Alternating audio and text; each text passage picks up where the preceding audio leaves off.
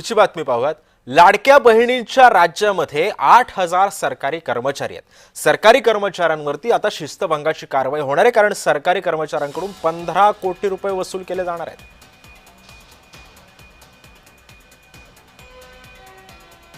सरकारी कर्मचाऱ्यांवरती आता शिस्तभंगाची कारवाई केली जाणार आहे। लाडक्या बहिणींचं राज्यामध्ये सध्या वर्चस्व आहे। सरकारी कर्मचाऱ्यांवरती आता शिस्तभंगाची कारवाई केली जाणार आहे।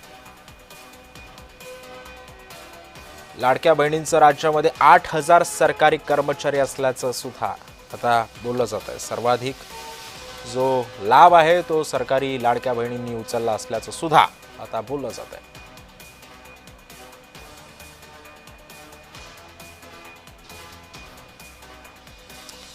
लाडक्या बहिणींनी सर्वाधिक सरकारी लाडक्या बहिणींनी या सेवेचा लाभ घेतलेला आहे आणि सरकारी कर्मचाऱ्यांवरती आता याच पार्श्वभूमीवरती शिस्तभंगाची कारवाई जी आहे ती आता केली जाणार आहे।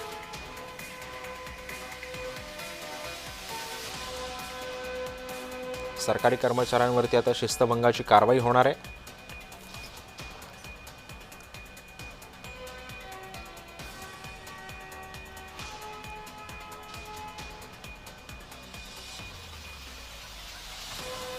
सरकारी कर्मचाऱ्यांवरती आता शिस्तभंगाची कारवाई सुद्धा केली जाणार आहे। राज्यामध्ये 8,500 लाडक्या बहिणींचे राज्यात कर्मचारी आहेत।